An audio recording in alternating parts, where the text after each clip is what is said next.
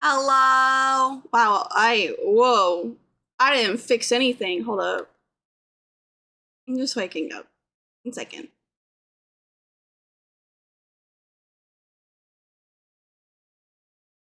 Okay, there we go.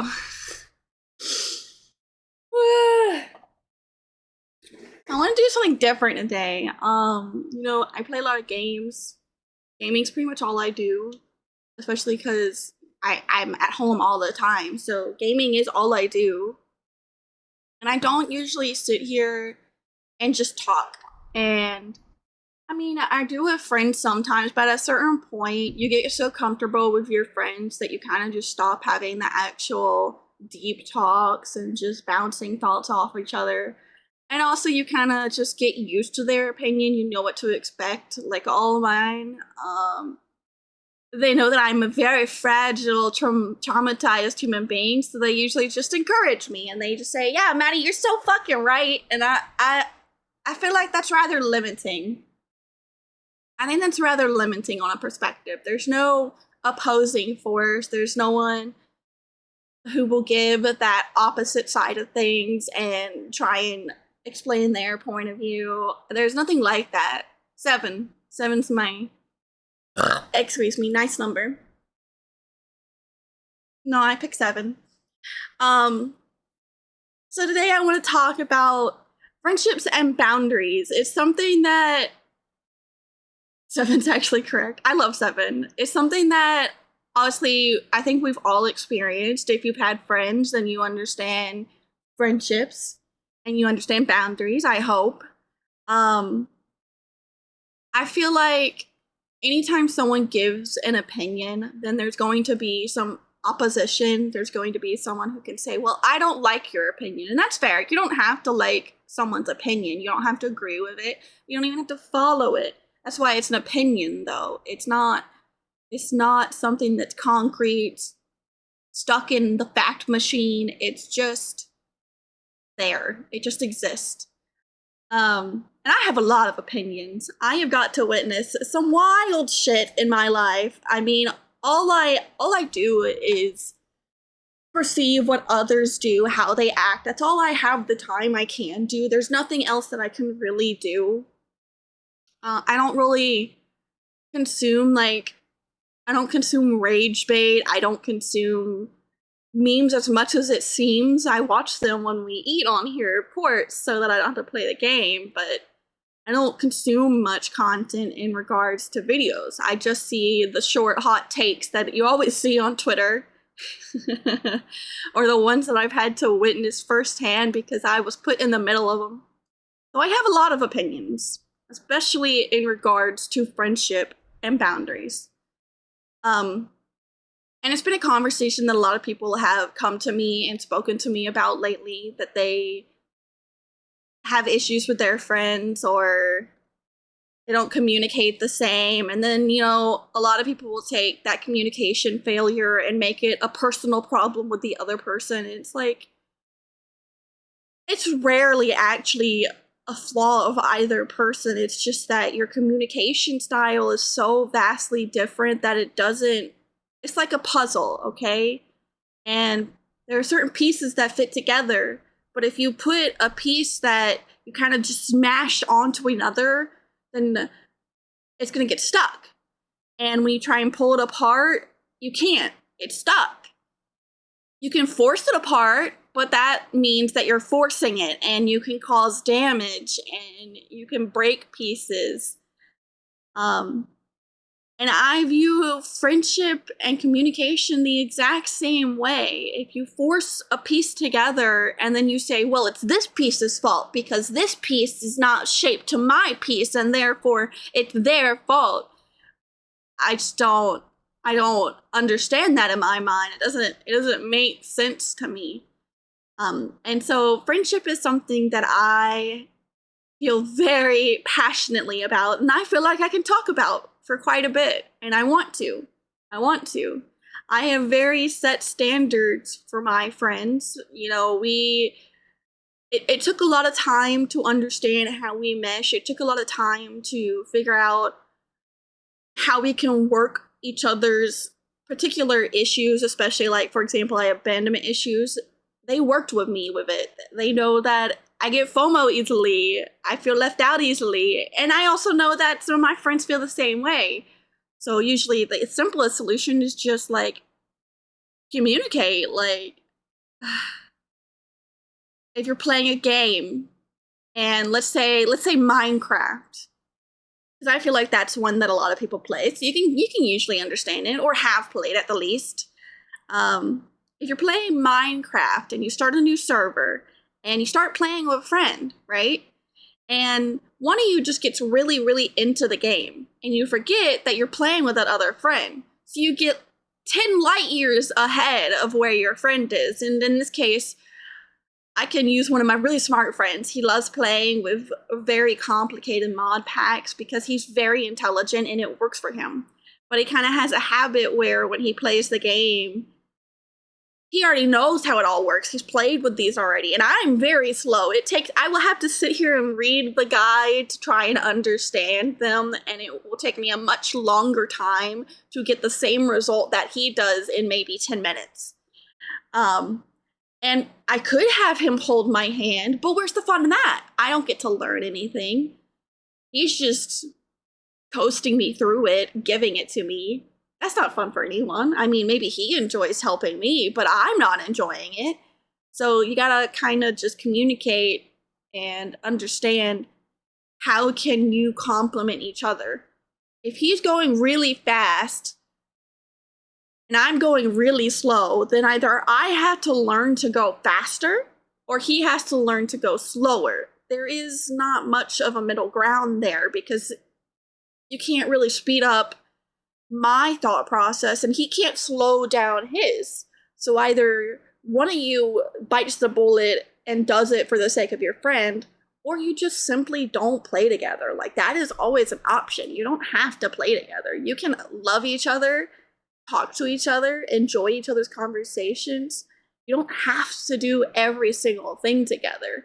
I feel like a lot of people will take friendship and they'll think, well, my friendship is only if we play games all the time, if we're talking all the time, if we only have shared interests.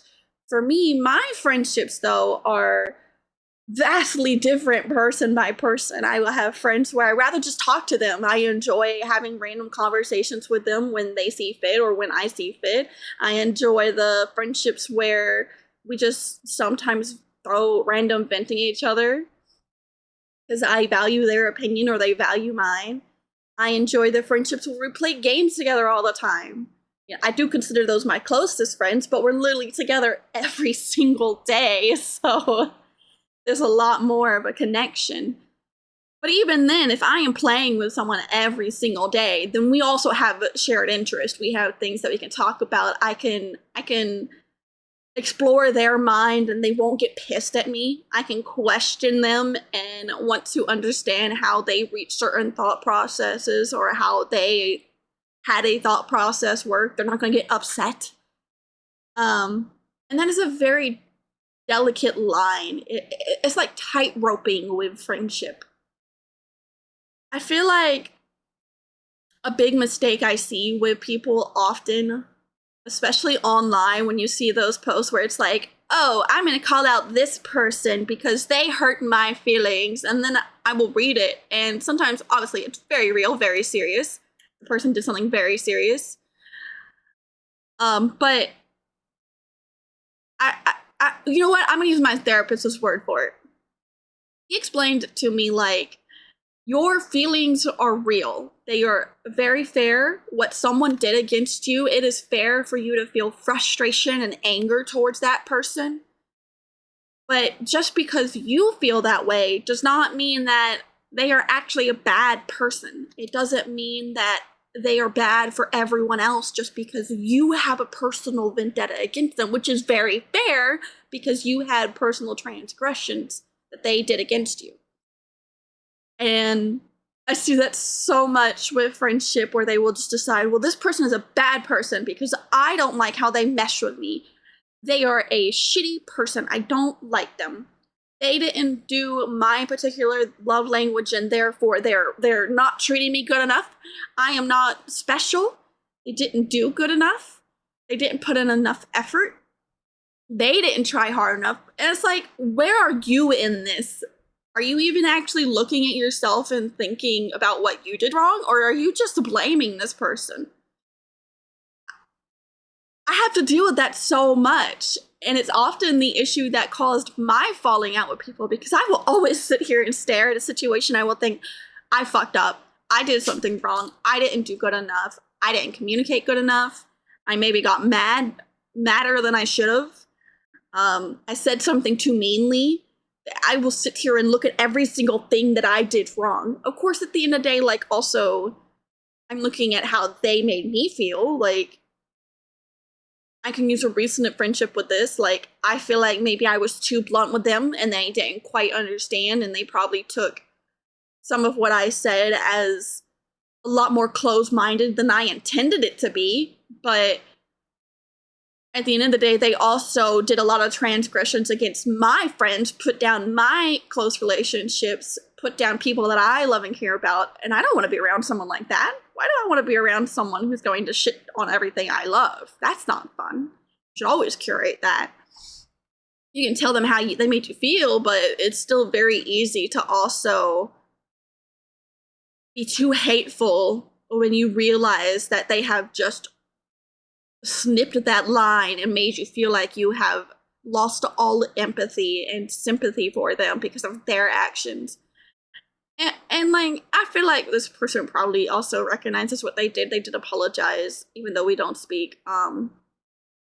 But ever since, all I do is think about how I could have done better. Could I have communicated better? I probably could have spoken to them more.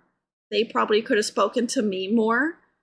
They could have had more empathy for me, especially when I felt anxiety and I just wanted reassurance about whether or not they hated me. That was one thing where I asked and they got mad at me because they just woke up while they were in a call with someone that I could see. That's another thing with friendship. It's okay to want to treat your close friends differently. Obviously, they're your close friends. You're going to give them special treatment. You're going to think about them differently. You're going to have more lenience for them because you've known them longer. You have a closer connection. Like a stranger, I'll just ignore a stranger if they've made me mad. But my friend, if they make me mad, I'm going to want to sit here and talk to them. I want to communicate. I want to tell them, hey, you made me feel this way. And then I want to actually have them respond in a receptive way and tell me how they felt. And I don't see that often. I've had so many people where I will try this or that and it just doesn't work. Not everyone was raised that way. I sure as hell wasn't raised that way. I just chose to be who I am because I didn't like who I was raised as. And I feel like when you think about things so simply and in such a little circle way, like you treat everything the same, you don't think in depth about your feelings, your emotions towards people. You don't think in depth about your friendship. You don't think in depth of a lot of things in regards to your relationships. Then you kind of just start repeating patterns. You do the same things that someone might find an issue with, and you don't change it. You don't get better about it. I've met plenty of people who will criticize everything their friend does. And they think that's okay. They think it's okay because they're being honest. And if you do it all the time, it's not okay. If you do it sometimes, if it's like every few months and you have an issue with this person, then that's okay. But if you are constantly having issues with someone, maybe you need to understand that y'all just don't, you're not meshing. Or heck, you might even be the problem if you're having problems that often. Maybe you're too particular. There's nothing wrong with that, but maybe that's just the case. Hi Trey, hello, how are you? What was my train of thought? I think I'm just talking, honestly. The way I handle friendship is not going to always be the same as someone else. You may not hear how I handle it and think that it is the appropriate way in your mind, and that's fair, but that just means that we don't mesh. It doesn't mean that how I'm doing it is wrong, it just means it's wrong for you. So with me and my close friends, we are very communicative. Me and Amanda, we both kind of have some bad abandonment issues. We've dealt with some trauma. We've had really poor relationships. I'm not going to get into details about relationships. I get tired of talking to death when someone has hurt me so deeply and they don't. Like, one big thing for me is they don't seem to care when they hurt you.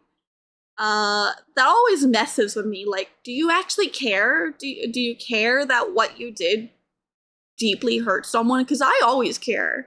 I care so deeply if I hurt someone. It physically hurts me. It makes my heart clench if I know that I hurt someone. I did something to make someone's day bad.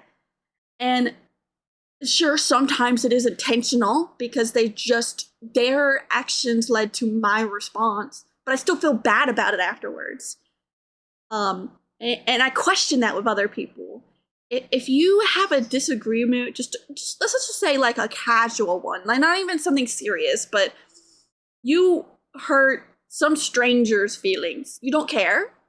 You don't care. Like, you made someone actually cry. Do you care? Do you think about it later? Do you sit there for a whole hour wondering how you could have done better? Is that a thing that is common? Because that is what I do. I think so deeply about it. You can call it sensitive. You can call it too much. And I'm sure for some people it is. It's easier to think in less critically methods. But for me, it's not. I value the people who have saved me from my family. I value their opinions. I value our relationships. So I think very, very, very deeply about it. You're probably the same. Yeah, Herman, you're definitely the same. How am I? I am actually good despite talking a serious topic, but I just really want to talk. I want to share my opinions. I realized when I spoke in the Discord the other day, and I was speaking to... Ooh, Zach, you broke me. You literally broke me. What the fuck? Hold up, 1 second. You broke my V-bridger? I'm not moving yet.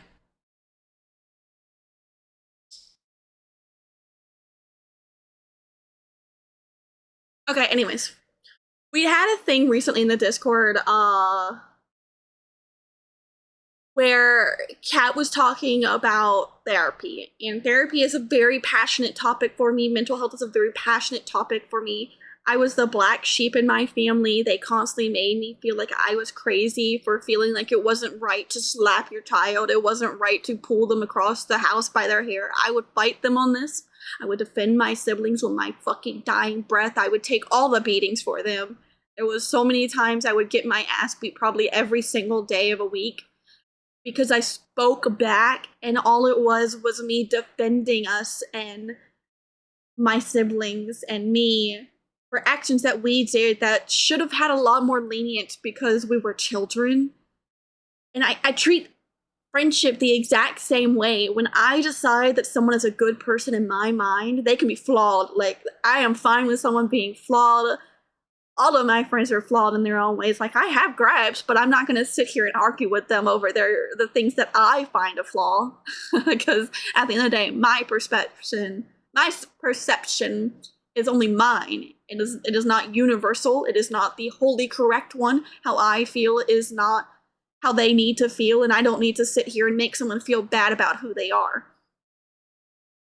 So I treat every single friendship like they are my sibling. And I do this even with basic friendships. I'm learning to find that line where I'm not going so deep and hard into it when I barely know the person, just because in my mind, I decided that they are someone who is really good to me and they deserve the world. I barely know the person. Do they really? Do they really? there's lines you have to learn, and it's really hard going from having none because you're just used to the really close ones, the enmesh family. You're used to only those small, close friendships to now there's millions of friends you have, millions of different people, hundreds of people you have to learn to be with. it's it's frustrating. It's so frustrating. There's so often I question things. I do think that it's uncommon for most people to sit and reflect on how we behave and how we handle things, especially when we're in the wrong. I kind of feel a lot of people need to be called out on their behavior to become aware of the wrongdoings there needs these days. But even that, I feel like is a hard line to accomplish. I'm not going to call out someone I don't know, especially online. It's something I've been learning with my therapist as well. Like, online, you can take one single thing someone says and you can decide this person is someone you hate with your entire being because that one single thing that they said that just really ticked you off. And I think even I'm guilty of this. I do feel this way towards people. I will see something where a content creator, for example, says something that I think is just so morally fucked up and I cannot agree with, that I decide I don't like this person. I think this is a bad person to me. I don't think they're bad to everyone or they wouldn't be popular, but they are bad to me. And you see this with tons of people, like, anyone really. I don't think that there's actually a single person that I've met where they haven't formulated an opinion about someone online where they really dislike that person and they don't even know the person on a close level. They just saw that one single thing they said and decided that they hate that person. And I can't argue with that because I'm guilty of it. I think I came to them as a friend and calling them out can really change the vibe of how you approach them too. See, that too, I agree. I agree entirely because if you're not that close to that person, for example, and let's say it's the first time you're ever calling them out, then it's like playing Russian roulette, all right? It could potentially end the entire relationship because that one thing that you chose to address. Because in your mind, it may feel very important. It may feel like you really have to talk about it, but the other person just doesn't feel the same. It could mean that maybe they just don't care about it. Maybe they just don't have the mental wherewithal in order to handle what you're coming to them with. It can explode the entire relationship just because of one thing. And so I think it's really important if you're going to ever address something like that, only do it with close friends. I know you want to test the limits with friends, but like, I feel like there should be like a time limit. Like, how long have you known this person? Have they actually made you feel safe? Do you feel like they are a safe person you can talk with?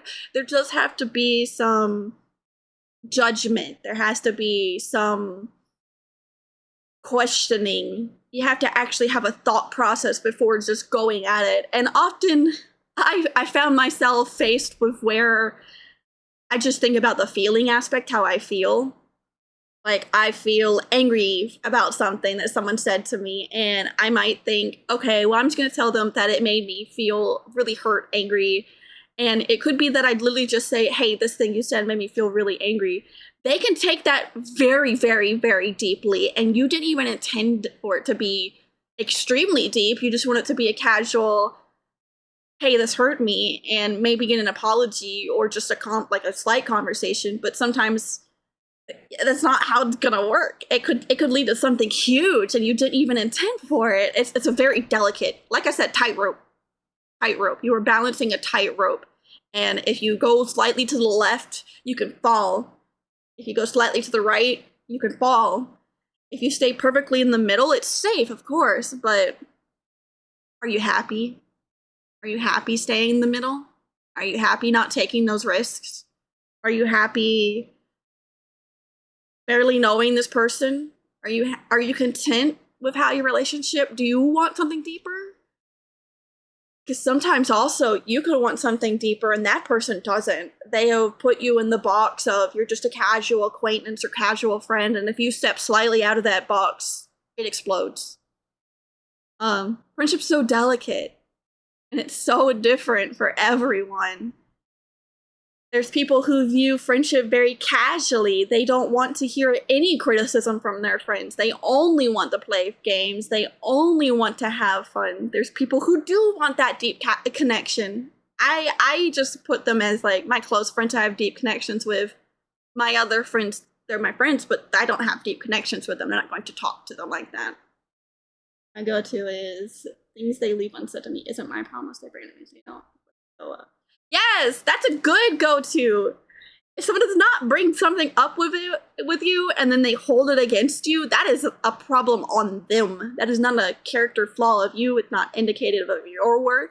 It's not indicative of you as a person. They chose not to say anything. That's their problem. You didn't know.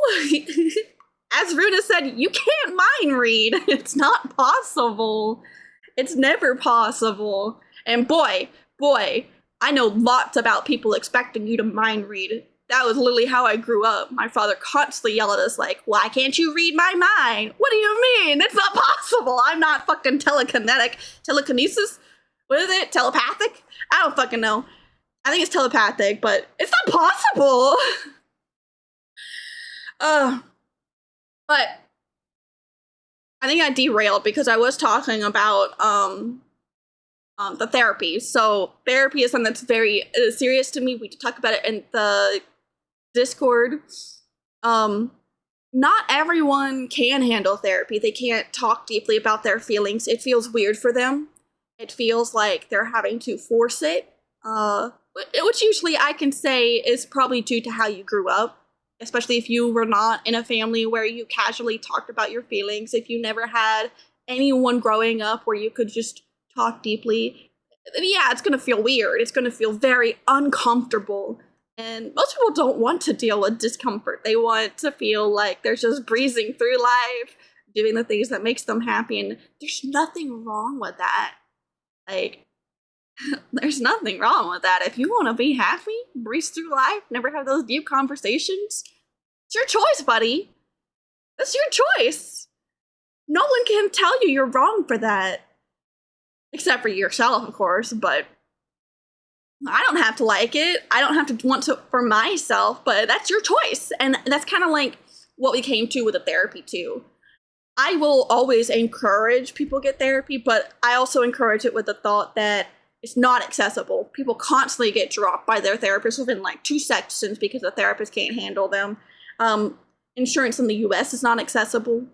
Finding the right therapist is not easy. It's like fucking dating, and that's like lighting a match and then watching it slowly burn towards your finger. And sometimes you'll throw it out because you're just tired of it. You don't want to be burned. Other times you'll sit there and just watch, and your finger will start getting hotter, and you're just like, could light another. I can try again, or I can sit here and just keep holding this one. That's how I view therapy. But me saying that I think everyone should get it doesn't mean that I think that you're wrong if you choose not to. You're not wrong ever for choosing what is best for you. You're not wrong for deciding that I see it works for you, but it doesn't work for me. There's nothing wrong with that. You're perfectly normal. The cat said, hey, I just want you to respect that it's not for me. And I'm like, okay, yeah, easy. But it's really easy when like you're really passionate about something to seem like you're trying to persuade someone to the direction of your opinion. Especially if you're just like, I have a bad tendency to just go off, especially if I'm very passionate. And I don't realize that by going off, it could influence someone or it could put pressure on someone. Because at the end of the day, you are blasting them with how you feel. You are influencing them. It could be in the wrong direction, or what I perceive as the wrong direction, or it could be in the right one. You never know. But you're still doing it. It's very understandable for someone to feel like you're trying to persuade them into something that you're not meaning to. Ugh, me too. I have a very strong sense of justice and morals. I kind of learned that I don't like talking about them though, because at the end of the day, every single thing and the way we live our lives is political. All right? All right? We're going to start with that. I know. I don't like the word either. It's uncomfortable. It's uncomfortable. That's what we talked about earlier. It's uncomfortable. I don't like talking about them. My experience is people scream. They wish death on you. They get violent. They get mad. If you can't agree, they're so angry. That is my experience. So I hate talking about it.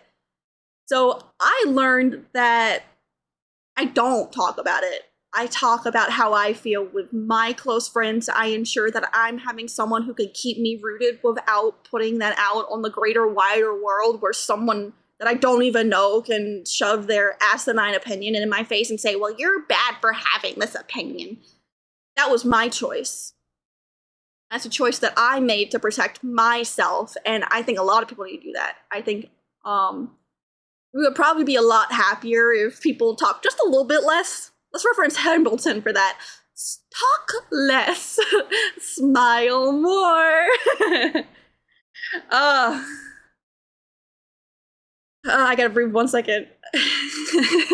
I told y'all, I told this to my friends before I started. Yesterday, I got down. I didn't realize when I was talking to my therapist that I had so much I needed to say, so much that I needed to get out there. I spent so long invalidating my feelings because I felt like I might hurt someone by feeling a certain way. So I just thought that my feelings were wrong. I thought that if I felt negatively towards someone, then I had a personal failure because I wasn't trying harder to like them. I wasn't trying harder to love this person that I felt I should have. And that's a bad thing to do. Don't do that to yourselves. Give me 1 second to drink.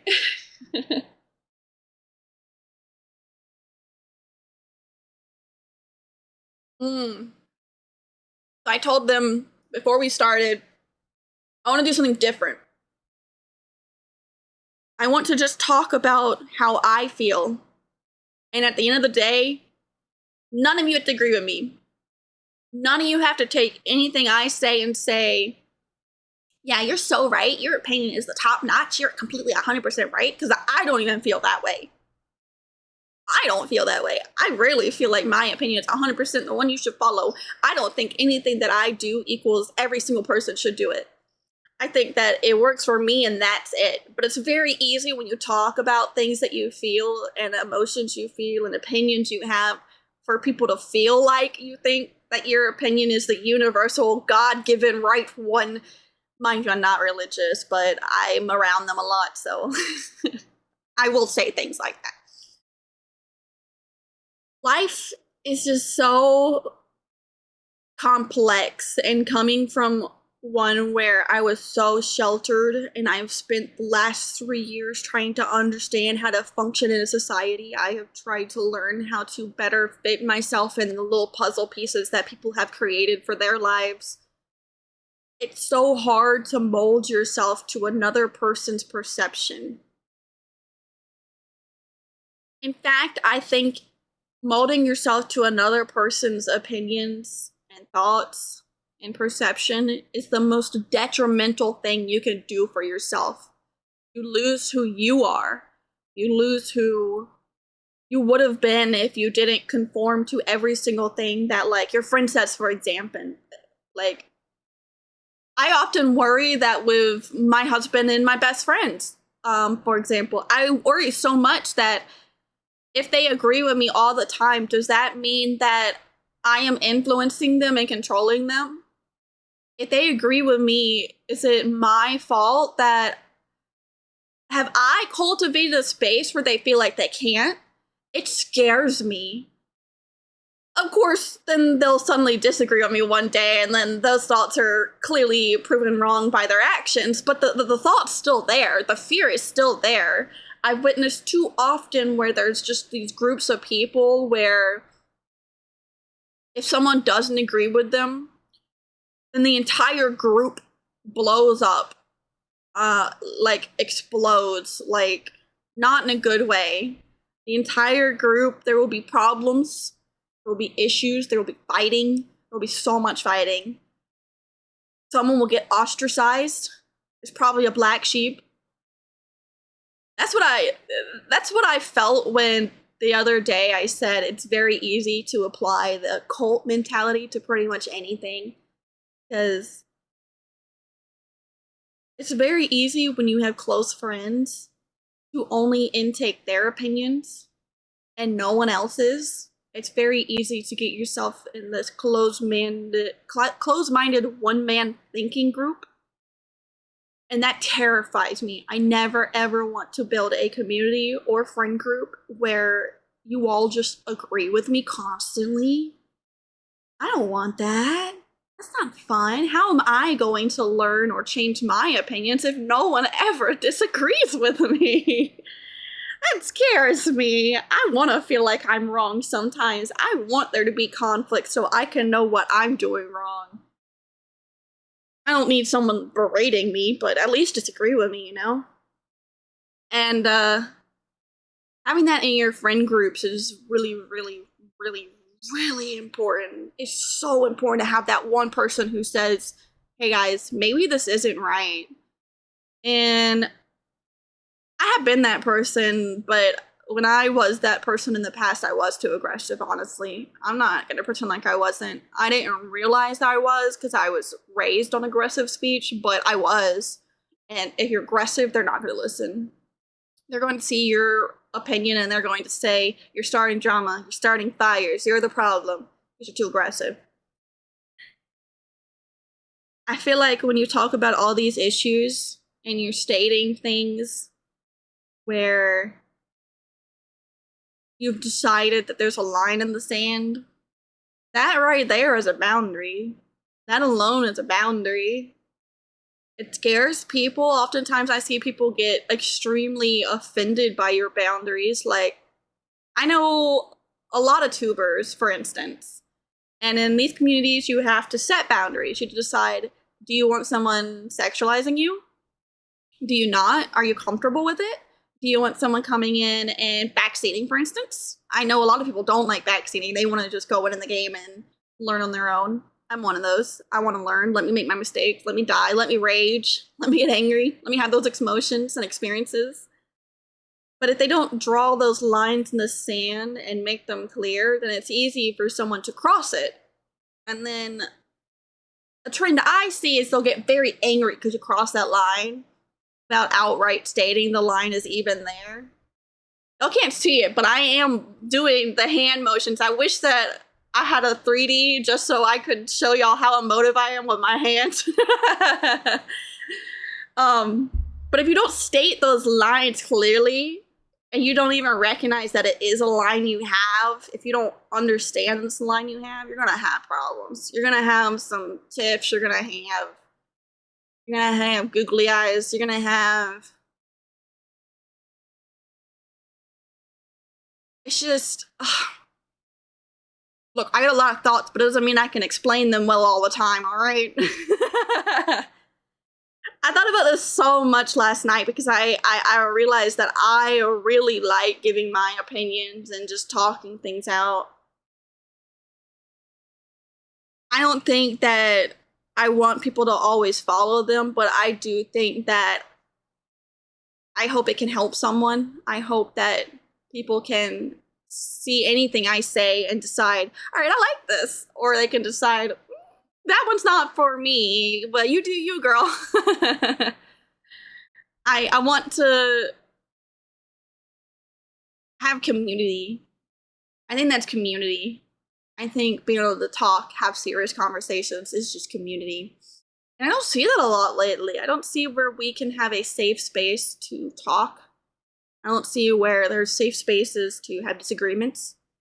Like, a lot of people, when I've had disagreements with them, they get so mad. They get so angry. And I've been there too. I've gotten angry when someone conflicts certain thoughts that I have, because it's not like it's easy for your brain, all right?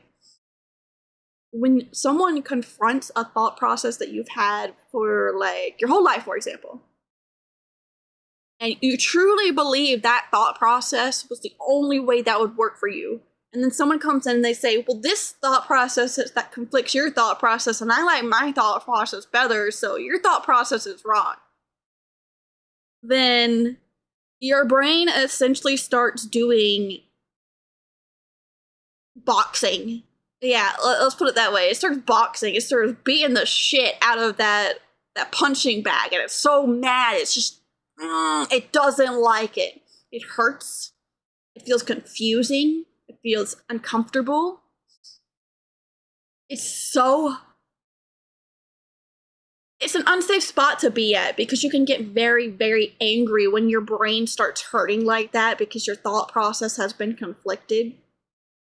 And then miscommunication starts happening, and then grudges start happening, and then it's unsafe. I don't know how to explain it. I'm trying to think. Like,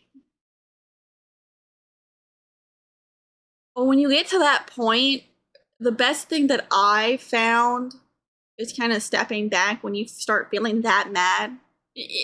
Like, I don't believe that if you're in a very serious conversation with someone, don't just leave. Communicate that you need a minute. Just say that. Just say, hey, I need a minute. But you do have to step back and start thinking, is this anger I'm feeling because I feel like they are conflicting with me, they are confronting me, and they are addressing a thought process that I'm used to? Or is this anger I'm feeling genuine, in that they've really said something that was just fucked up for you? That's the only way I know how to word it. I feel thankful my little close circle is able to do this with one another, but it's rare. Oh yeah, in my close circle, it's not that it's rare, it's that it doesn't need to happen often. There's not usually confrontation. There are times where, for instance, there was a while where Amanda felt really judged by me questioning certain thought processes, which is fair, because if your thought process is questioned, then you feel judged. You feel like they are judging your thought process if they're just questioning it, which wasn't my intent, but at the end of the day, she still felt that way, right? And so it ended up to where she didn't realize she was feeling that way, and we were watching a movie, and I had questioned how she had reached a conclusion in the movie, and she got very mad. She said she felt judged. She was a little yelly. We're still learning to communicate. But imagine if I had decided, just because she yelled at me that one time, that I would never speak to her again. Because that one thing, because she was still learning to communicate. I've seen that happen, where if you communicate and there's an argument / disagreement, then one person will decide, well, I hate this person. I don't like this person. They can't talk to me like a normal human being. But not everyone was raised that way. They weren't raised to talk delicately, and they weren't raised to understand how to talk to another person. They weren't raised to know how to express their feelings. So if I held that against her, well, I probably wouldn't be speaking to her now, because I would have held a grudge, and I would have just been so mad at her, because how dare she yell at me? How dare she? That's not going to build a long-lasting relationship.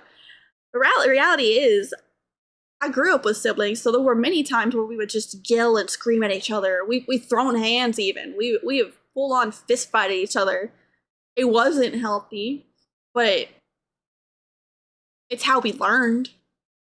So if I did that with my siblings and then took a friendship and decided, well, I'm never doing this with my friendships, I wouldn't have many friends.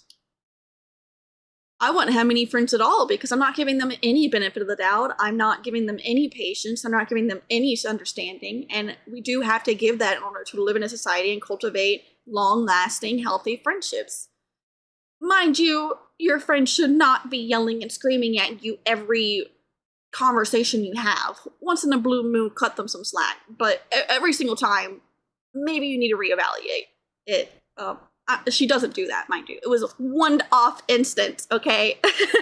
That's why I use it as an example. Um, you always have to learn where you draw that line, or you lose what could have been a very solid relationship. You lose a connection that could have been very healthy for you. You lose a connection that could have taught you more about yourself than you thought you knew.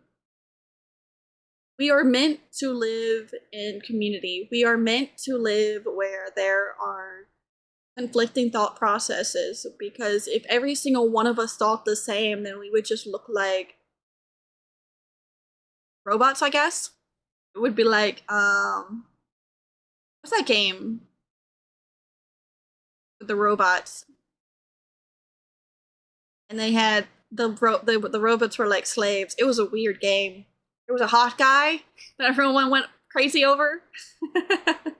I'm pretty sure at least one of you know what the game is. But we would be like that. In a functional family upbringing, I can't. Really did just go full Street Fighter on each other sometimes. Yes! Oh my god, I literally remember one point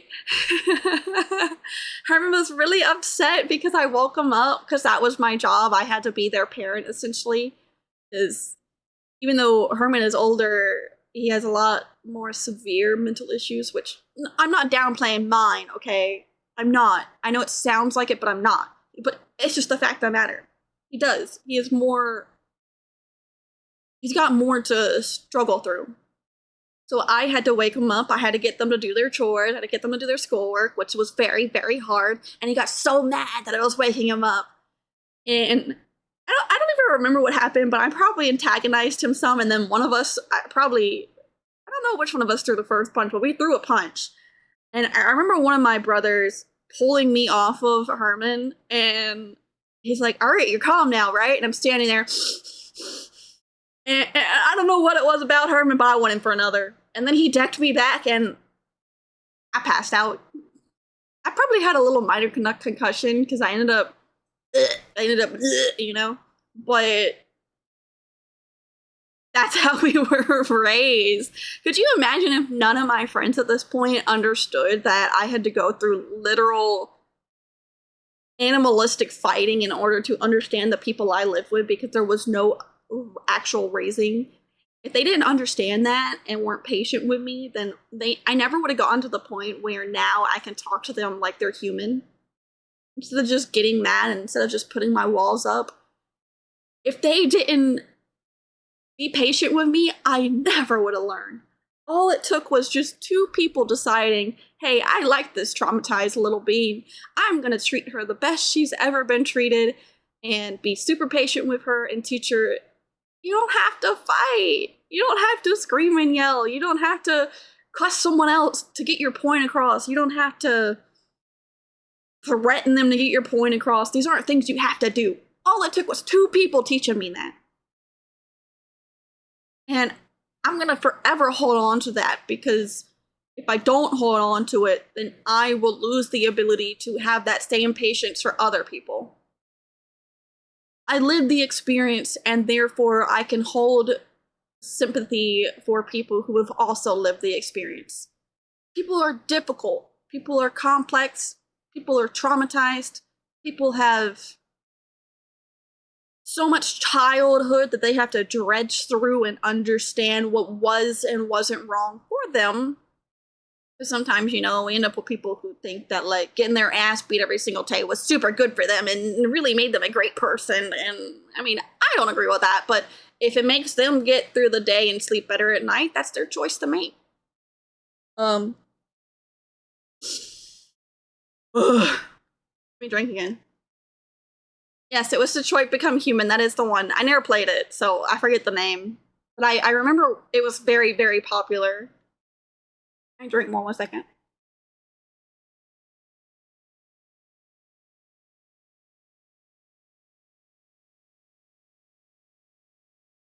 Ah! ugh. I don't think that's working again. I might just disable it because I'm kind of tired of fighting it, honestly. Let me pop out because I'm missing some things. And when I do these talk things, I actually do want to hear y'all's opinions, alright? You can completely disagree with me, just don't cuss at me, don't call me names, and don't put me down. But you can disagree. I'm fine with that. That's my line. Don't put me down, don't cuss at me. Just don't be an asshole, alright? Go ahead and disagree. You're not gonna hurt my feelings. I know that an opinion is just an opinion and we don't have to agree. Let's see. What did I miss? What was Herman talking, man? I want to read.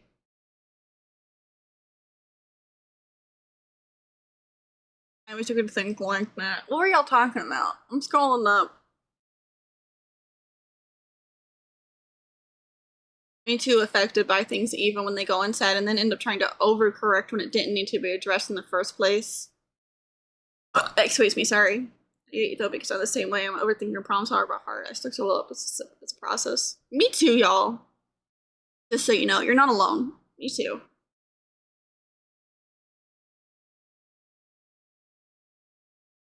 I don't really know if my little group is like this or not yet since I'm a new guy in the group. You know what? And I think that's something else I want to talk about. I'm obviously smaller. I'm learning how to do streaming on Twitch. It's a very different environment than just doing art streams. Like art streams on Picarto, I could just play some music and y'all loved it. Y'all ate it up. You were so happy just sitting there watching me draw and listen to my music. It was like, oh my god, it was like a music jam session and you guys just really liked my music and I loved that. It was so great. But Twitch is completely different.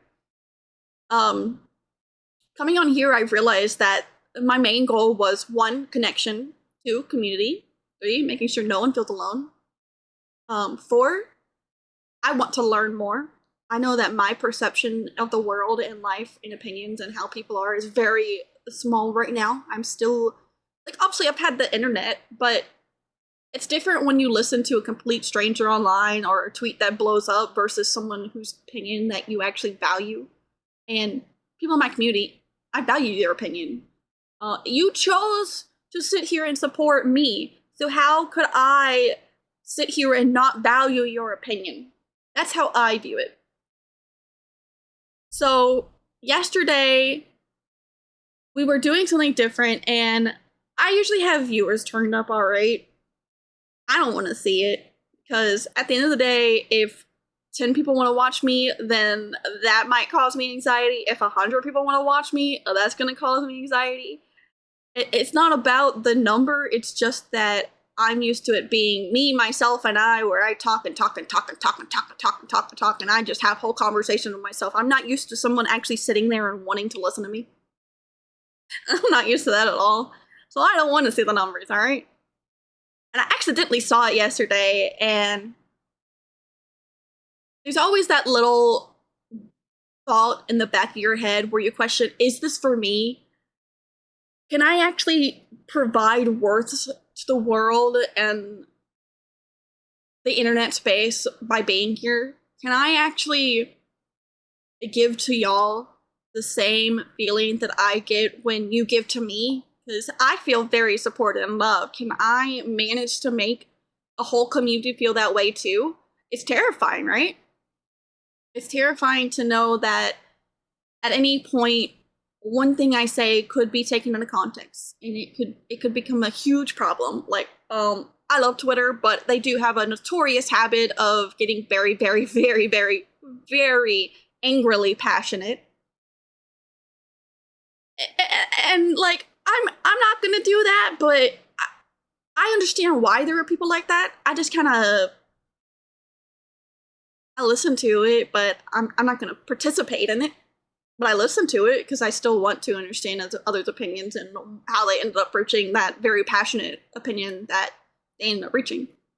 So I'm not putting down Twitter, but it's still terrifying. Like, what if one day I accidentally misword something because I have a bad habit of doing that, and I don't know a lot of words, and sometimes words that I think mean certain things actually meant something else entirely, and I didn't realize it because I'm not going to sit here and Google every single word that I use, y'all. I'm just not going to do it. That's unrealistic. And there's been times where I've had friends get very upset by my word usage. They'll get very angry because I used it wrong. And the prospect of many, many people feeling that way towards me, that's terrifying. I will feel like a child who just did the worst thing on this planet. I gotta go to my corner, maybe cry a little. I don't know. That's scary. So I do have doubts. I have lots of doubts. At the end of the day, though, I do feel like I benefit from this. My moderators benefit from this. My husband loves that I'm doing this. My best friend, she had trepidations, but even she seems like she has butterflied, and it makes me so happy. So while I have those doubts, you always gotta be like, you always have to question if it's right for you. You have to make sure that you feel concrete in your decision. You have to make sure that you feel safe in it. You have to make sure that you have those people holding your ass cheeks and pushing you along. I gotta do humor, alright? I'm a nervous laughter, I'm a nervous giggler. I've never not been that way. We're gonna take a break. I'm gonna take a break because I just yap for like an hour, so I'm gonna take a break to a drink for like 3 minutes. And y'all get some thought processes out there, how you feel. I'm also gonna read some more. So let's see. Need a hydrate redeem in here? No, I refuse. Here's why I refuse to do the hydrate. Because I have POTS. I have to drink a lot anyways. I have to drink a lot of salt, actually, and I also have to drink a lot of water.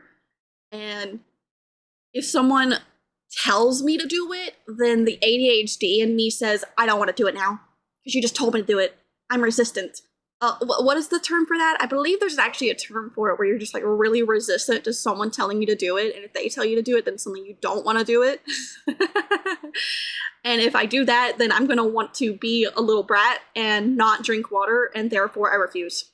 I refuse to add it as a point thing. Yes, it does have a term. It does have a term.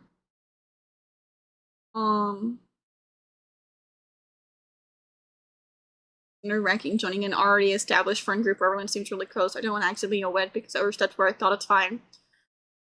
I want to address that too. Because I have actually joined a lot of friend groups where they were already pre-established, they had their comfort with each other, they had their patience with each other. In my friend group, I'm not gonna lie, in my friend group, I probably am the queen bee. They all respect me a lot. They're all very kind to me. It's probably the benefit of, one, I'm disabled, so they feel a lot of pity for me. 2, I've been through a lot of traumatic stuff, so they feel a lot of pity for me. 3, I'm very non-judgmental. I always try to respect the other people's opinions, and I always want to try and ensure that everyone is happy, so I do feel like they have a lot of respect for me. And I'm probably the top dog, as you would. There's always someone in the group who's the one that everyone else latches to. So when you join a pre-established group, it's very hard for me to not sit there and... It's not that I want to control it, but it's that I go into a friend group and I expect to be respected. Because I respect every single person in my friend group and their opinions, and I always try and ensure that they're making everyone feel welcome, I'm making everyone feel welcome. But when you go in other friend groups, you have to see, alright, first of all, who's the top dog? Because if that person doesn't like you, it's very likely it's not going to work out. From my personal experience, if the quote-unquote top dog of the friend group doesn't like you, you're going to be booted out at some point. They're going to keep finding issue with you until you are no longer in that group, because they are top dog. They know it. They know it. Whether or not they consciously know it, they know it either way. They still do, even if it's unconsciously. If they don't like you, they will find every possible way to get you kicked from that group. I refuse to do that in mine, alright? There have been so many times where, like, Amanda, for instance, will have someone join our group, and I decide that a top dog singing group is a red flag in the first place. I kind of disagree. Maybe it's because of my very limited perception, because again, I haven't been in a ton of groups, but I haven't joined a single one where there isn't someone who every single person respects the opinion of. And in my eyes, I view that as the top dog, whether or not they're actually controlling everything, because you can't easily say the top dog is someone who controls everything. But everyone respects their opinion. And everyone wants to go along with what they like, maybe because they're the planner of the group, maybe because they're just kind to everyone. I think it's a nuanced thing. I think that it can be negative, but it can also just be what it is. 1 second, headset dying. But also, I think like anything can be negative. I think that even the best thing in the world can still be negative.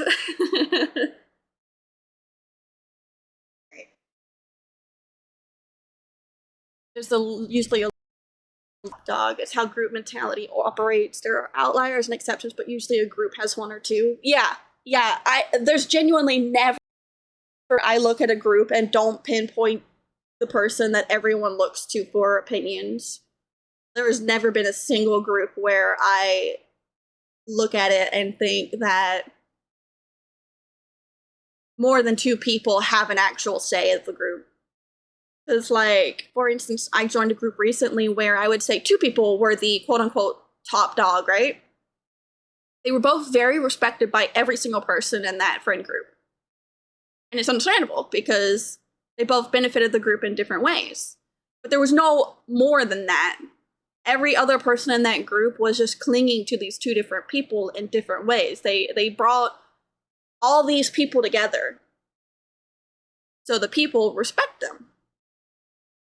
I don't think it's necessarily negative, but I think it can easily be negative. I think it's just kind of like how it works. That's how I view it. Yeah, that's why I like seeing everyone's opinions. That's why I think that it's really fun, because I get to understand, how do you view this? How can I alter how I view it?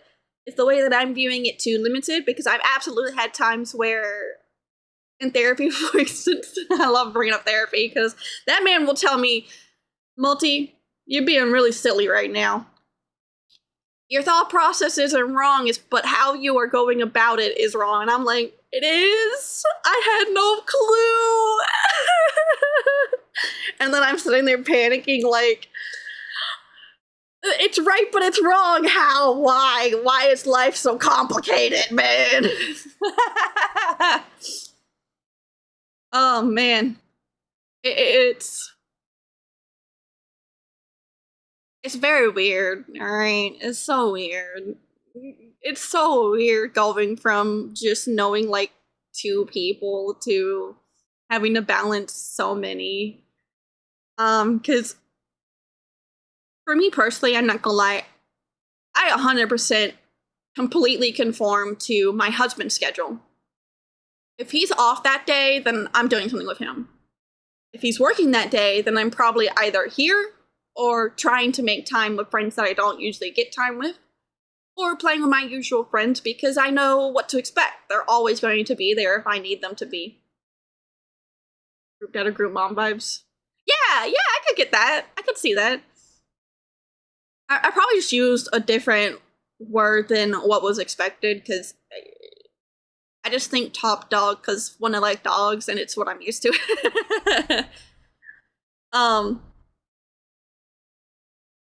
What was I saying?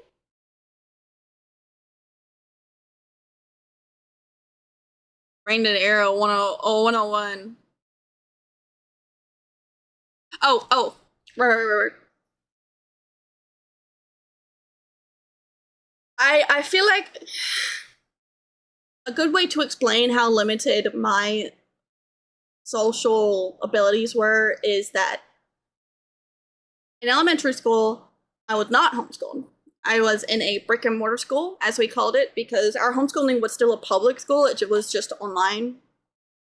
So in elementary school, I was in a brick and mortar school, which is a physical location. And when I was in that environment, first of all, kids are evil. Kids are so evil. They do some insane shit. And the thing that I commonly noticed when I was in a public societal setting is that there's always someone who felt they were above everyone else. And because they had that complete and total confidence and they knew that they were worth having that confidence, everyone respected them. Even if that person was not a good person in my eyes, everyone still respected them because they had that complete confidence that they should be respected, that they deserve it, and that they were the hottest shit on the block, right? And when I left that environment, all I could do for the next few years, because I didn't have anything else to go with, was think about that. And for a while, I decided, all right, then I don't want to be in any friend groups. I don't want to even be a part of this system. I don't like this system. I don't like that there can be someone who feels they were above others because many people look up to them, which is also how you end up seeing content creators who get very inflated egos because, you know, a lot of people respect them, understandably, but then it goes to their head. And they start thinking like they're the hottest shit on the block because they got like XYZ people who respect them. But like, I just don't float with that, alright? That's literally it. I don't think it's necessarily wrong. I don't ride that boat.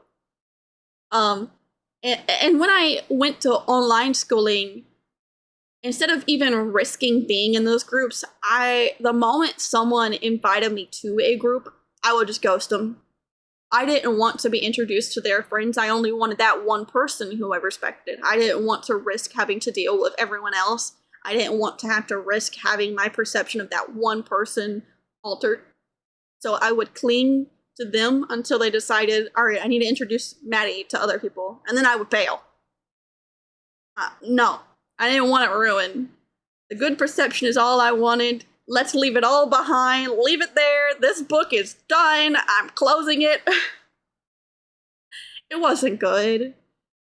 The more that I've come out of that shell and I started deciding I can give benefit to groups, I can give different perceptions. I had so many bad experiences. I had so many times that it's hard to explain without getting into detail, and I don't really want to talk about all my bad experiences. I get tired of it. But it's literally just that I would state something that was opposing to the most respected person in the group, and that was it. That was it. I was no longer welcome because I stated an opposing thought to the primary one. And that's why I formed the thought process of every single group has it. Even if they don't necessarily know it, they still have it.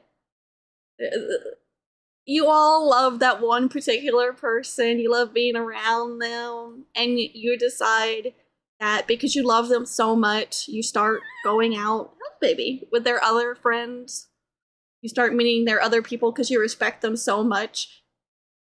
To me, that is still the perception of they're the most respected because you decided that you really respect this person. You were going to go out of your way to do the things that you felt made you a good friend to them, which enforces the group without even intending to.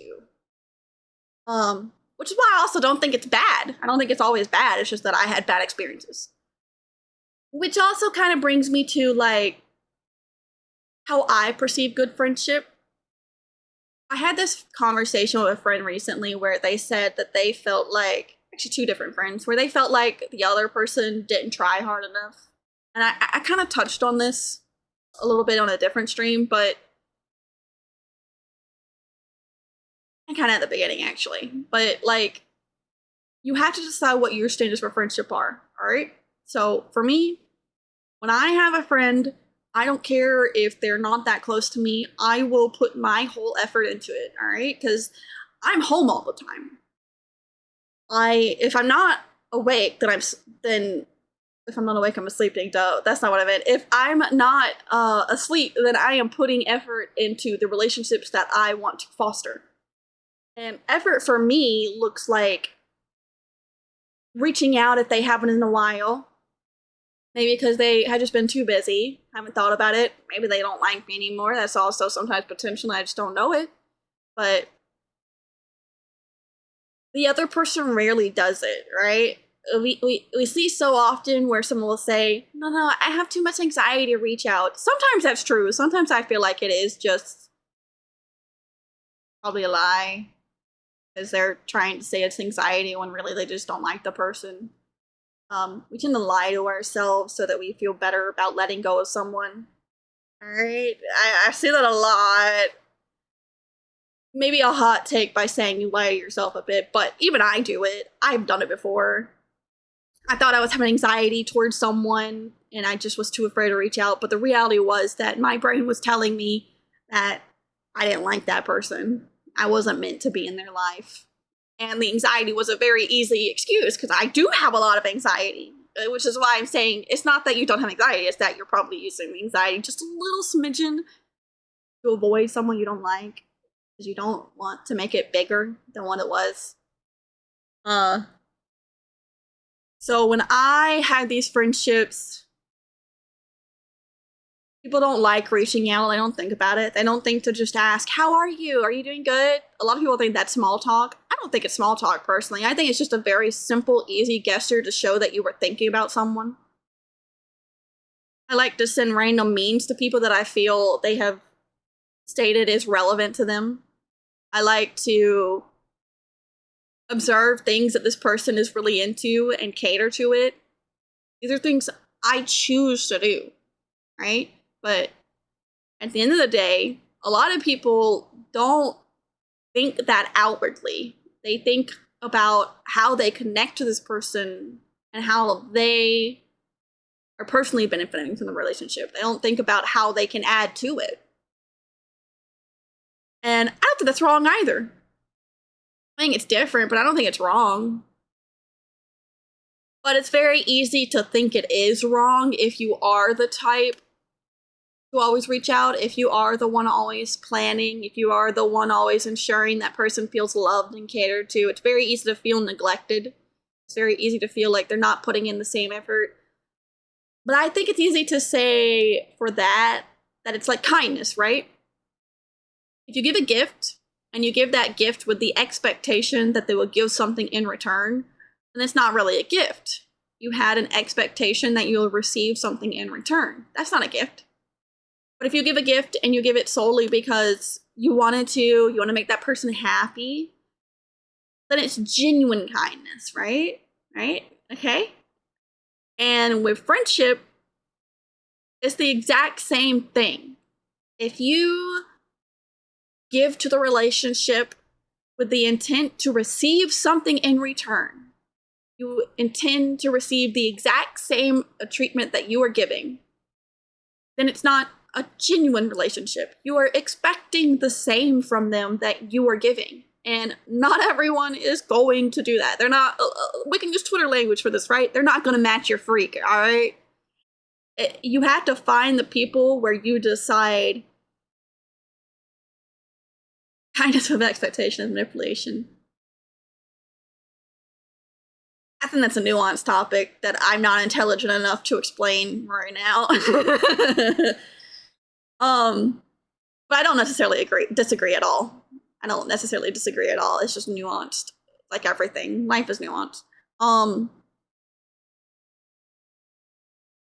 It's really hard to explain because in the instance of the example with this friendship where they decided that the other wasn't trying hard enough, in my mind, from an outsider, that's fair. As an outsider, my perspective is simply that they meshed at first and the flame died out. It's a different perspective. But it was a lot easier for both to just feel anger, frustration, feel hurt. Because this kind of stream is for info dump from chat. Yeah, I agree actually. You info dump, I don't care. I'm trying to make sure I word my words carefully, because I don't like judging, but you realize when you have any opinion that is about another person that it's still a judgment, right? So it's another thing where I feel like it's very nuanced. You can judge in healthy ways. Judging isn't wrong, it just needs to be done healthier. It's so hard to word it. Y'all aren't the only ones who struggle, all right? I struggle wording too. I had someone tell me that it's like, that I sound like I always know how to word things well. No. Baby, honey, sweet summer child, I am sitting here going through millions of thoughts in my brain, and I am trying to perfectly cater them to how I want them to be perceived. And if you are going with the thought process that you want a specific intent to be had, then you really, really, really, really gotta think about those words. And it's so fucking hard sometimes. Oh my god. It's so hard. Ugh. I will say, by the way, doing this, great decision. I feel immensely better. So much better than yesterday, because yesterday I felt awful. I felt so bad. Therapy made me think so much. My thought process is also going to be interrupted no matter what, because I have ADHD. So you don't worry about being the ADHD to my ADHD, because it's going to happen anyways. I'm still thinking about how to word it though, because I love both of the people who I had this situation with. I think that they're both really, really kind to me. They're really good to me. So I have no poor feelings towards them, and I love anyone who makes me feel good. Even if they aren't perfect for everyone, as long as they make me feel like they like me, and I love them. I love them so much. And when I have a conflicting thought process to theirs, then I get so terrified that they're going to hate me for it. They're going to think that I'm judging them, especially when I don't intend to. Usually when I have a conflicting thought process to what someone else has, it's not because I'm judging them for their thought process, it's that I want to share mine as well. I just want to share as well. I want to be able to have that conversation where I hear your thought process, I say my thought process, and then we're like, okay, respect. But there's always that fear that they'll hear my thought process, and then they'll say, I don't like you, Maddie. How could you do this to me? How could you put this brain thought in my brain thought when I was perfectly happy with my brain thought? This is so evil of you, Maddie. What the fuck? There's always that fear, alright? Always. Doing it this way, I feel like is a more comfortable way of doing it, because how to word it? It's my safe space. Y'all are like my virtual journal, right? I don't have to type or write this way. I just simply get to go bleh, and then you're like, all right, I like listening to this little weirdo. It's pretty fun. Maybe I'll even chime in. That's pretty fun. I'm so fucking glad I made that decision. I've been trying so hard to figure out what I want to do here. I knew the basic things I wanted to accomplish, as I stated already, but going forward with it and ensuring that I'm accomplishing it, that's where it's hard. You can have the basis, but you can't figure out how to execute it. Like writing. You can have the beginning, you can have the ending, but the middle, I don't know what's going on there. It's just kind of happening. I think I derailed again. I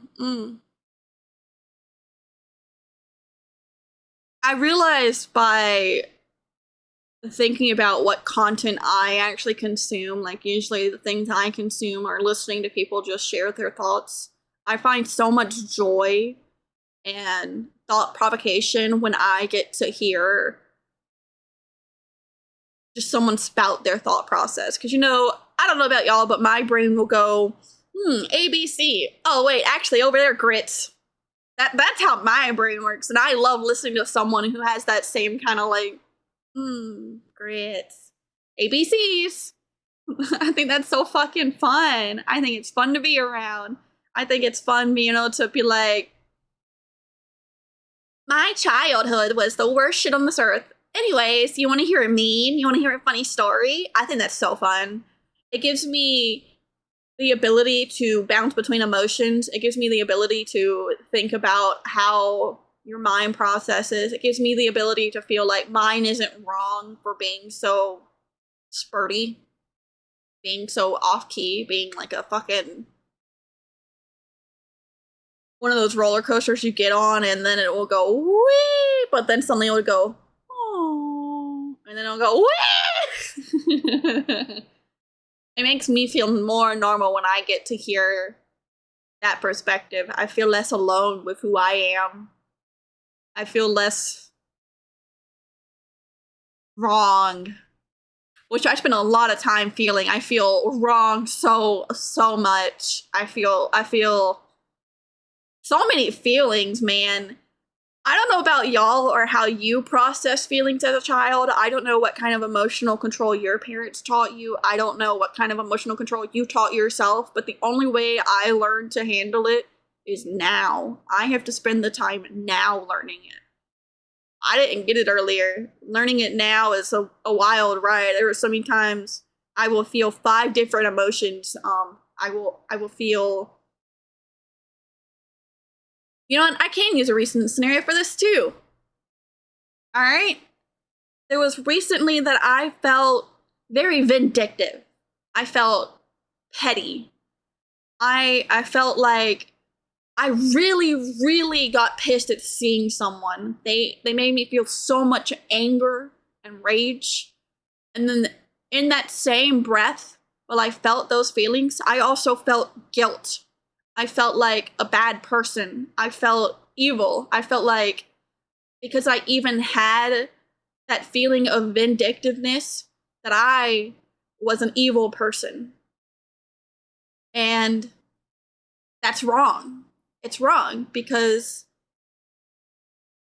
it's not wrong to feel jealousy. It's not wrong to feel anger. It's not wrong to feel sad. It's not wrong to feel petty. It's not wrong to feel bitter. They're negative emotions, of course, but it's not wrong to feel them. It only becomes wrong when you act on those feelings, when you choose to actually act out, to actually actively hurt someone. That's when it's wrong. But because there was so often that I saw people feel the way they do and then actually end up hurting someone, it scared me. I thought because I felt vindictive and petty that I might actually act out on it, and it scared me. Without talking to someone, talking to my friends, talking to my therapist, listening to the perspective of these people who are capable of explaining their feelings and thoughts, I wouldn't have understood that I'm not wrong for feeling the way I do. I didn't act out on it. There was nothing wrong with me. Prior to that, though, if I didn't have all these resources, if I didn't have the people I listened to, if I didn't have the safety net, if I didn't have my therapist, if I didn't have YouTubers I enjoy who are just really good at explaining their thought processes and saying really profound things that connected with me, I would have just kept thinking that I was a really bad and evil person. And that's not any better. So I think going forward, while I will not always have profound thoughts and feelings, it's not possible. I'm not always thinking deeply, alright? Sometimes I'm just being a haha silly goober, alright? I like being haha silly. I like saying unhinged shit. I like randomly joking about holding my friend's ass cheeks so that I can support them. All right? These are things I enjoy doing. But I do also want to sometimes have these where we can talk and we can listen to each other, we can bounce off each other, and we can talk about things that are really important to us. And friendship and boundaries is something really important to me. I probably didn't address every single thought process I had because, again, ADHD, it's gonna send me on a wild ride, and I also don't want to ignore any of you. I love you guys, all right? I respect your opinions, and I want to hear them. But I'm so fucking happy I made this decision. Oh my god! Why didn't I think of this sooner? If you know what you enjoy, if you know what you like to consume, and you think you can accomplish it and add to it, add who you are as a special creature, if you think that you are capable of sharing those thoughts, I think you should. I think you should take the risk. I think you should do it. No, it may not reach a greater audience, but does it have to? Does it have to? Because I'm fine with, like, a cozy little group, alright? I met so many people already, like, they're just like, Maddie, you're so kind. Maddie, like, actually listen to me. And, I'm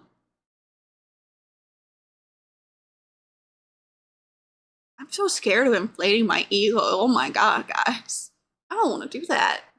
I don't think I want to do that. Like, you know, we all grew up, or at least most that I have spoken to here grew up enjoying, like, Markiplier and Jacksepticeye, and I had to think, why did I enjoy them? What was it about them that really appealed to me? It always came back to the fact that I like listening to them ramble. I like just hearing their thought process. I like hearing the profoundness that enters their mind, and also being able to have the joy of their humor sometimes. That's what appealed to me. And so if it's what appealed to me, then that's what I want to put out. It's hard learning, though. Please, please sit with yourselves. Think about your thought processes. Think about your relationships. Are you happy? At the end of the day, always think, are you happy? Do you feel content with where you are? Because if you feel broken, if you feel alone, even though you have people, then I think that's something you need to reevaluate. I think you need to consider why. What's causing you to feel that way? Is it just you? Is it depression? I mean, I get depression. Depression makes me panic. Depression makes me feel like sometimes that I am the most alone person on this earth. And yet, my friends did nothing wrong. They could still be the most supportive people in the fucking world for me. And yet, depression walks up and it says, no. You'll come and join at any time during the ride. Laughs and odd ADHD. What a mood. Boy, okay. I'm not a licensed professional. I'm not a mental health professional. I have only spent many years Googling, right? Right? That's all I've done. Not a licensed professional. But I fucking love mental health. It is so important. It's so important.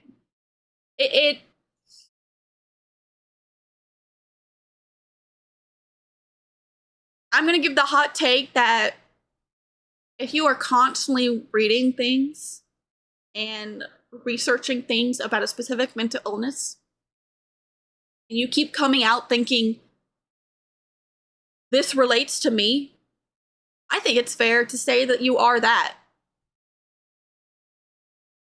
I've had the problem often where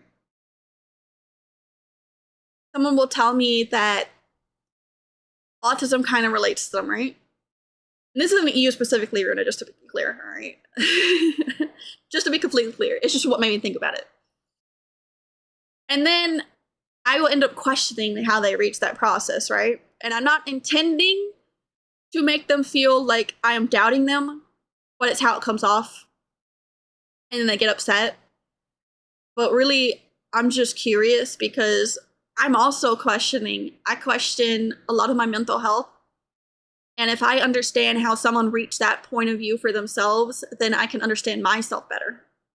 If I understand what actually triggered them to think, yeah, this relates to me, then it will help me.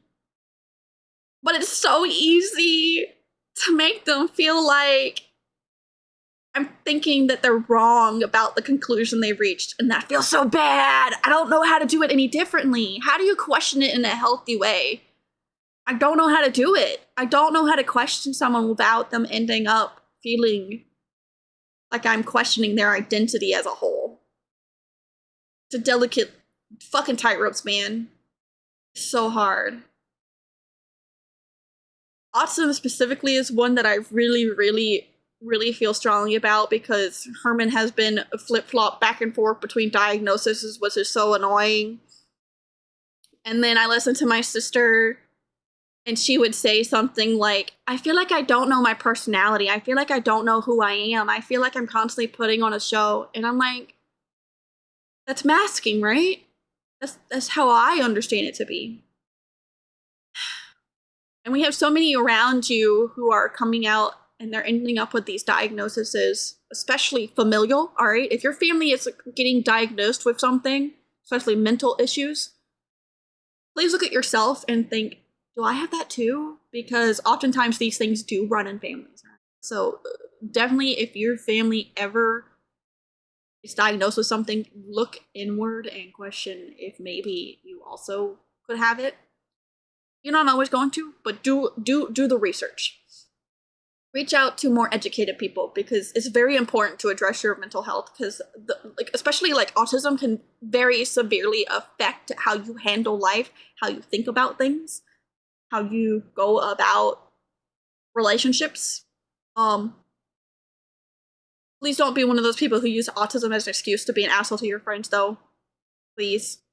I unfortunately see that a lot too. Don't do that. It's not an excuse. Autism doesn't suddenly make you an asshole, alright? You're just an asshole. I'm gonna say that because I'm fucking so tired of meeting people who will say, yeah, it's so fair that I feel like a completely vindictive bastard to this random person because I have autism. No, it's not. That's not how that fucking works. They don't even relate. Oh, that makes me mad. Make me so mad. I was diagnosed with autism early, but was recently examined ADHD about 2 years ago. If it wasn't for the research, I would have never reached out to a doctor. Exactly! If you don't research, you're never gonna know. Also, though, autism is something that's super fucking hard to get diagnosed with, and sometimes it's not even worth it.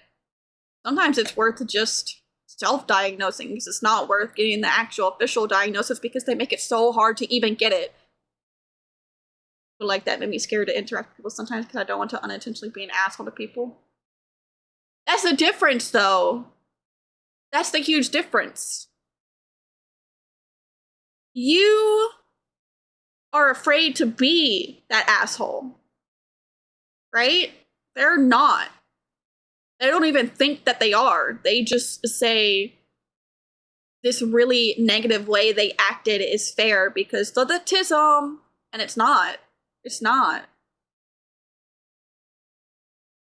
It's an explanation, but not an excuse. Exactly.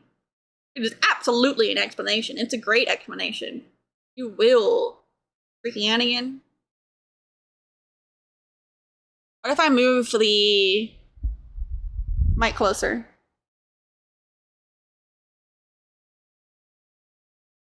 Some music? Zach, do your IT thing and figure out what's going on with that.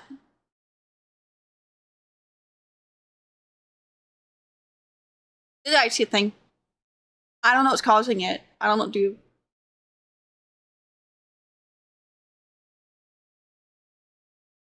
Every behavior that you have, you can explain. But at the end of the day, an explanation is not an excuse for your behavior. You still whether we have an off and on storm affecting the internet. Music sounded all jumbled for a second, but it's not doing it right now. Kind of funny. I didn't know music could affect, weather could affect just the music though. Is that logical? Anyways. If you were ever doing something and you decide to say something is the reason that you were acting a certain way, you're wrong. nothing is the reason you acted a certain way. It can explain it. It can explain anxiety. It can explain like abandonment issues. It can explain plenty. But at the end of the day, the actions you take and the actions that you do are choices. In fact, to me, if you have a mental illness, you actually have to work even harder to think about your actions. And it affects download rates when we listen to music, you're actively downloading as it plays, which is affected by Puma. The weird thing is, to me, though, like, why am I not hearing it?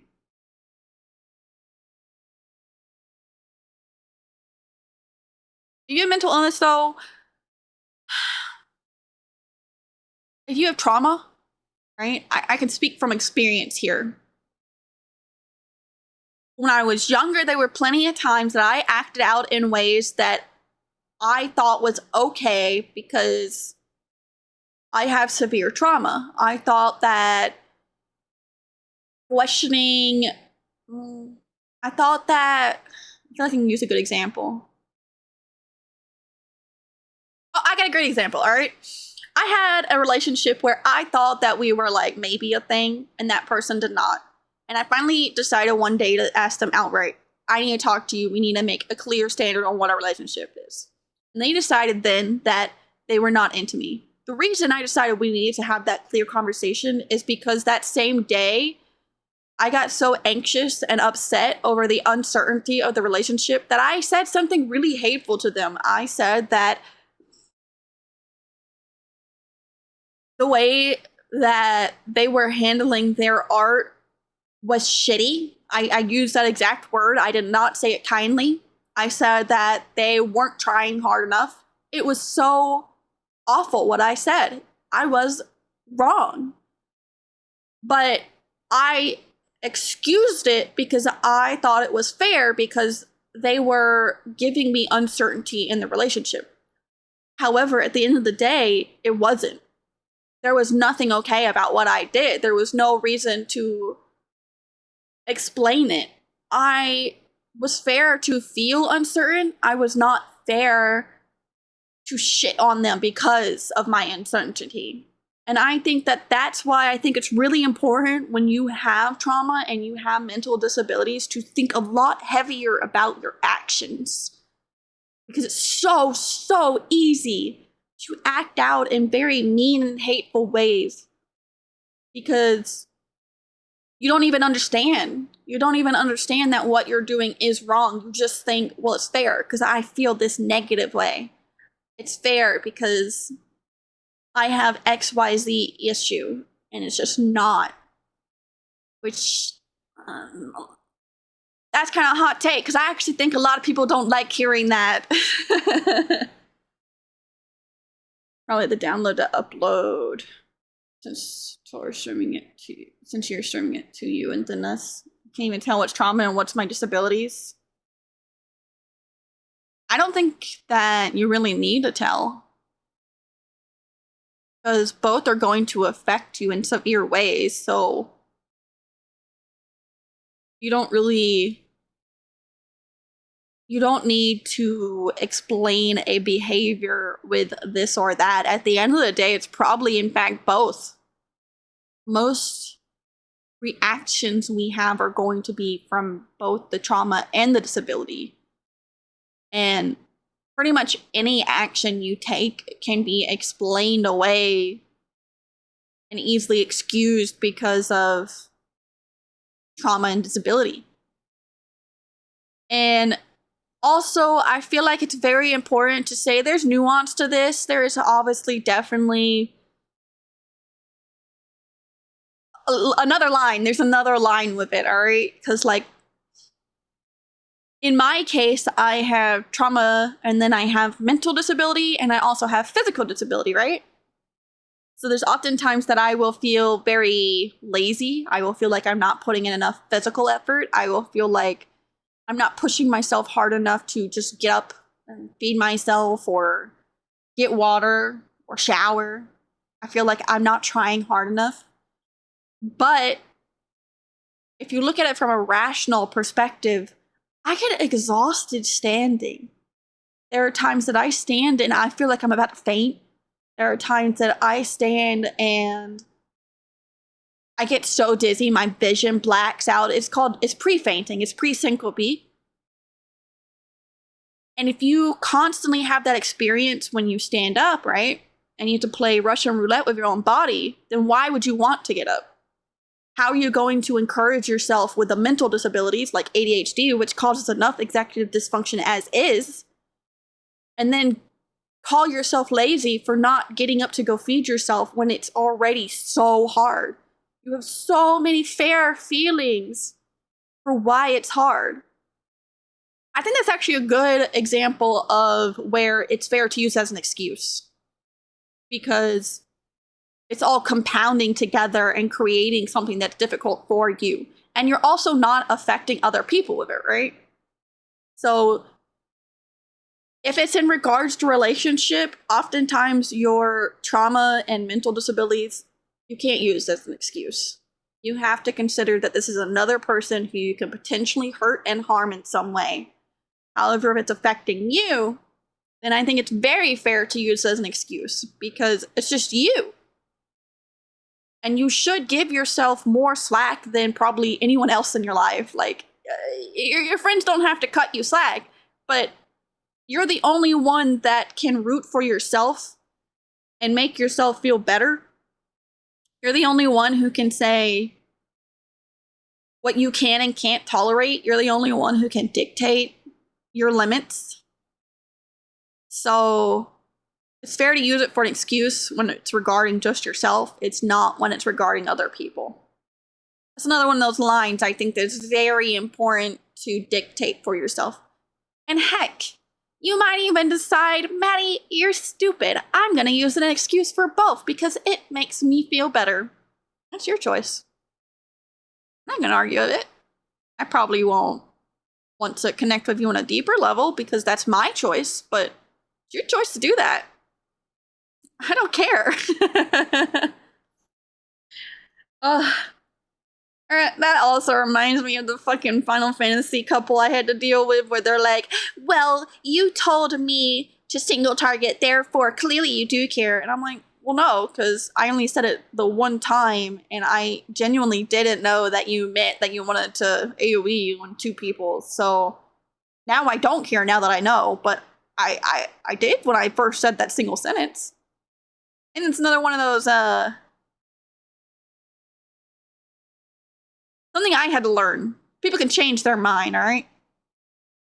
And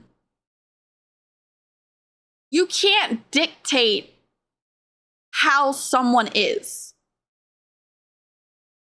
I've had to learn when I talk to people, the best thing to do when you are talking to someone, do not say that they did something. Do not say that they are causing you to act a certain way, right? Don't say that their actions, feelings, decisions should not dictate your actions, feelings, and decisions. You can have a response to someone's actions, feelings, or decisions, but you can't say that they caused it. Because at the end of the day, you were still doing it. You were still making the choice to say XYZ. You were still making the choice to do XYZ. And if you tell someone that, for instance, they made you feel XYZ, you risk them getting upset because you are telling them what they did. You are telling them how they feel. Your throat feeling dry? Herman, I may be losing my voice, but it's just because I'm still sick. Leave me alone. Tell me to drink water. I'm going to shove water down your throat, motherfucker. Zach! I know where you sleep at night.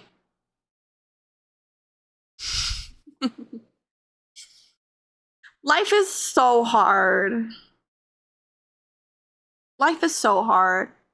I hope you guys know when you were struggling through it and you were struggling to decide what you like and how you want to be treated and how you want to go through life, that you're not alone. You're not alone with it. And I don't mean that in a diminishing way. I mean that in a, I don't think anyone knows what the fuck they're doing. I don't think anyone truly knows what they're doing. I don't think that there's a single person who just has it together. I think there are people who are better at seeming confident and seeming like they have it together, but that's only what they show you. You don't see what's going on in someone's mind. When someone hurts your feelings, you don't know what their actual intent was. You don't know if maybe they're sitting there beating themselves up. You don't know if they've already gone through the whole process of deciding they were a shitty person for how they treated you. You don't know any of that. You can't, I mean, as we said earlier, you can't read people's minds. You never see the whole picture. You only see what is presented to you. So it can seem diminishing, but in my mind, it's not diminishing. It just means that I'm not alone. I'm not the only one struggling.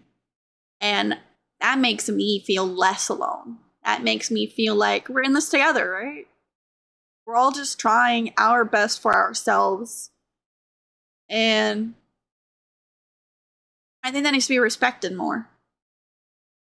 It's so convoluted. There's so many things that any one person could think or feel, and then you could think or feel another way. And sometimes it's literally just a matter of difference in wording, literally just a matter in difference of how you handle life. And if we can, as a collective, come to an understanding with that, I think we would have a little less anger. Maybe not a whole lot, but a little less anger in society. A little more understanding, right? Even when I see people who are really grumpy, for example, if you go to customer service type areas, right? And the customer service person, the worker specifically, is in a really bad mood. I've had people take that bad mood out on me while they're working on their job.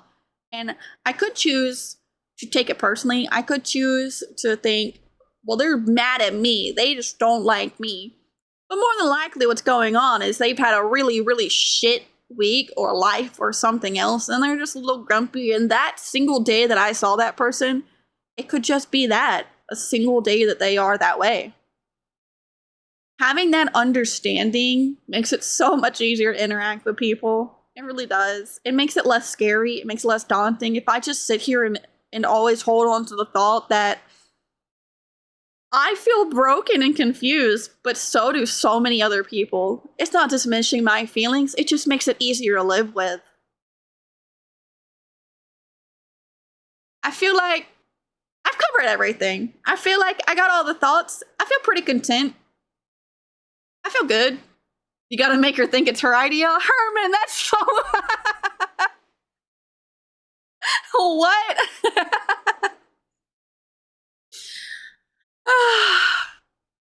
I hope that by me choosing to do this, that you got to experience something a little different, a little more unique. You got to take away what, maybe you took away something and you're like, Monty's a little crazy, Monty's a little unhingeable, Monty doesn't make a lot of sense sometimes. That's fine. But I also hope that you took away some things and you thought, all right, that's pretty profound. Maybe I can apply this in easier ways. Maybe I can make life just a little more tolerable. Maybe I can go through my day-to-day and grumpy people and upset people, and it's a little easier. I really hope that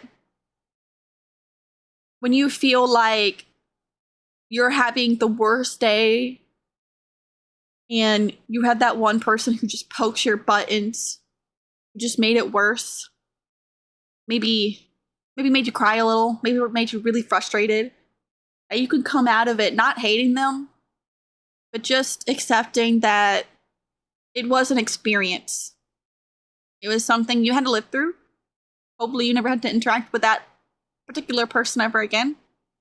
Hopefully you feel more secure in your friendships, hopefully you can decide what kind of friend do you want to be?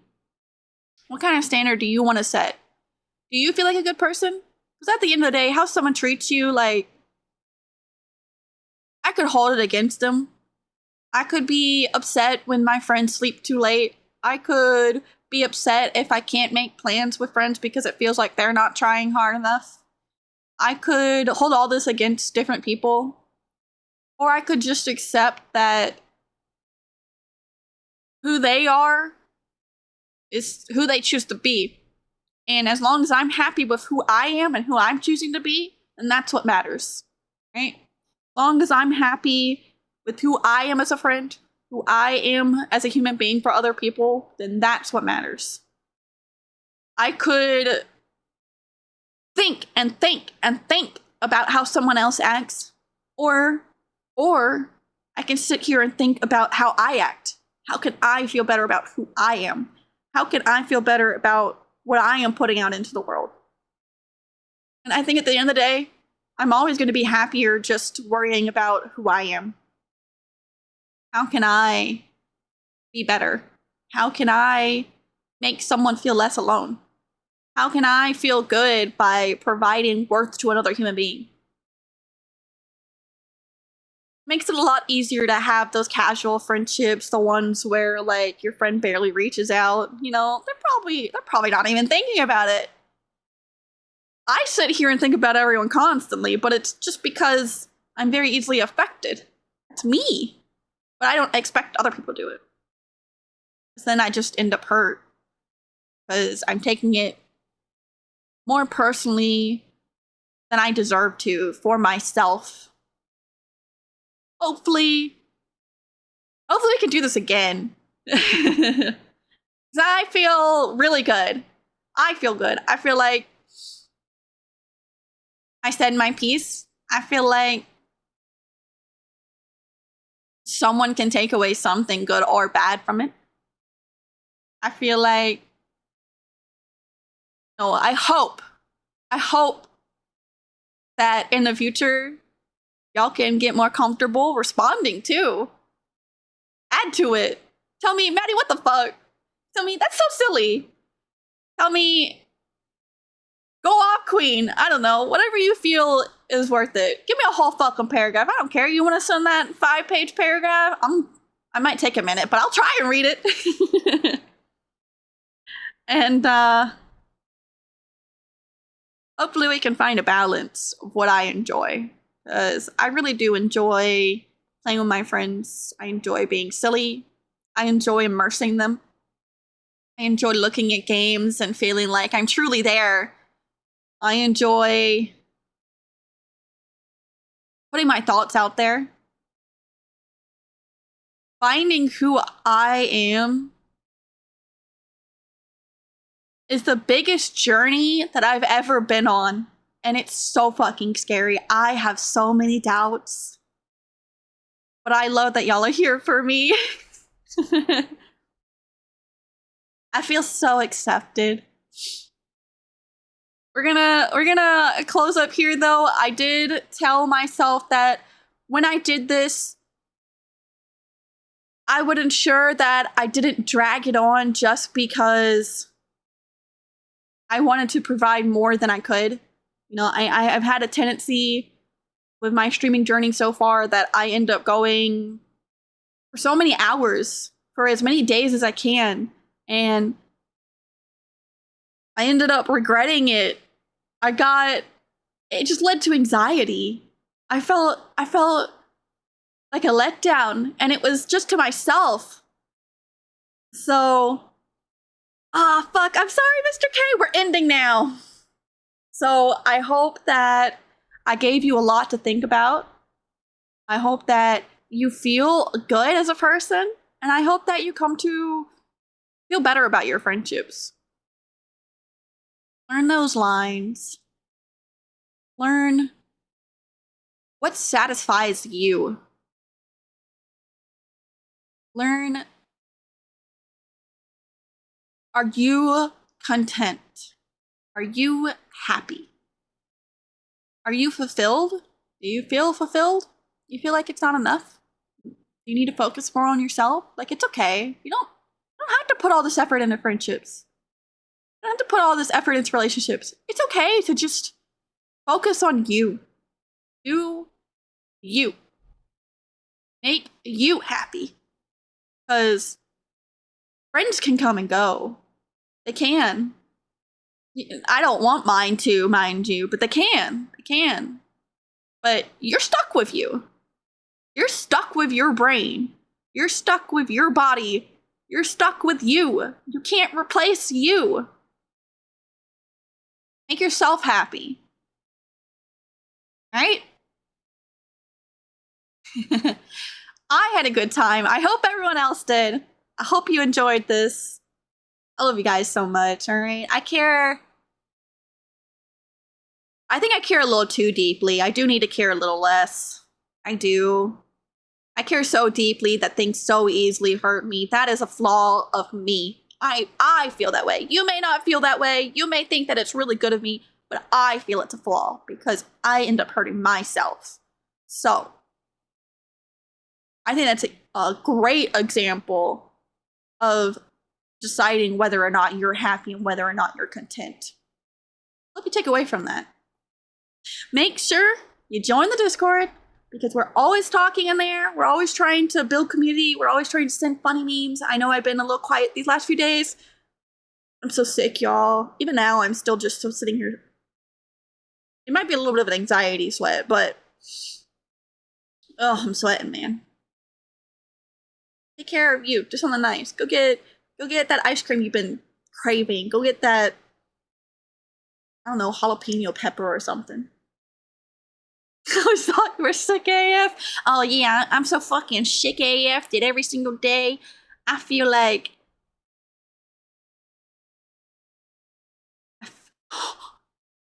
I'm not making that joke. That was a bad joke. I'm not even gonna finish it.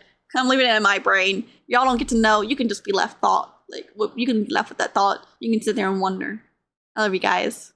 Bye now. Thank you for being here. Really, really, really. It was so fun. What a good experience. I'll see you.